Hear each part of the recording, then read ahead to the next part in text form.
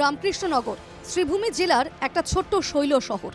গত 20 এপ্রিল শহরের বিবেকানন্দ পল্লীতে দিন দুপুরে ঘটেছিল দুঃসাহসিক ডাকাতির ঘটনা। একদল ডাকাত বাড়িতে কেউ না থাকার সুযোগে দরজা ভেঙে ঘরে ঢোকে, নগদ 14 লক্ষ টাকা ও প্রচুর সোনাদানা লুট করে। এই ঘটনায় তীব্র চাঞ্চল্য এলাকায়।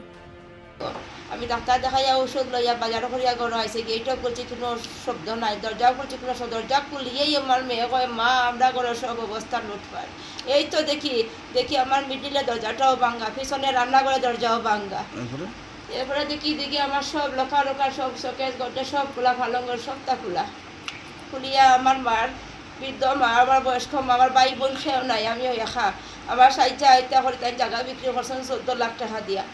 ব্যাংক চাইবার নাই, পোস্ট অফিস চাইবার নাই করি আমার কাছে টাকা টাইন রয়েছে।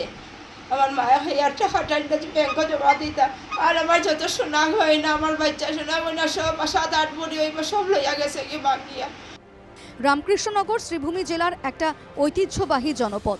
শিক্ষা দীক্ষায় জেলার অন্যান্য প্রান্ত থেকে অনেক এগিয়ে রামকৃষ্ণনগর, তাই ওই এলাকায় অসামাজিক কার্যকলাপ খুবই কম। কিন্তু গত 1 বছর ধরে এলাকায় বেড়েছে অসামাজিক কাজকর্ম। তাই ঘটনার পর ডাকাত দলকে পাকড়াও করতে সাঁড়াশি অভিযানে নামে পুলিশ। ইতিমধ্যে 2 ডাকাতকে গ্রেফতার করতে সক্ষম হয়েছে পুলিশ।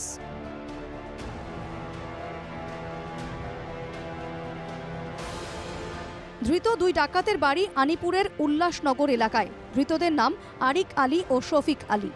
এলাকার সিসিটিভি ফুটেজ পরীক্ষা করে 2 ডাকাতকে গ্রেফতার করে পুলিশ। ঘটনার পরই পালিয়ে যায় শফিক আলী। বৃহস্পতিবার রাতে কাছাড় জেলার সোনাই থেকে গ্রেফতার করা হয় শফিককে। শুক্রবার 2 অভিযুক্তকে আদালতে হাজির করানো হয়। উল্লেখ্য, ধৃত আরিক আলীর বিরুদ্ধে অপহরণের একটি মামলাও রয়েছে। 2021 সালে অপহরণের মামলায় গ্রেফতার হয় সে। প্রাথমিক তদন্তে সাফল্য পেয়েছে পুলিশ। কিন্তু এলাকাবাসী চাইছেন এদের পেছনে বিরাট গ্যাং থাকতে পারে, তাই অপরাধীদের দৃষ্টান্তমূলক শাস্তির দাবি জানান রামকৃষ্ণনগরের মানুষ। রামকৃষ্ণনগর থেকে শ্যামল আচার্যের রিপোর্ট, NKTV বাংলা।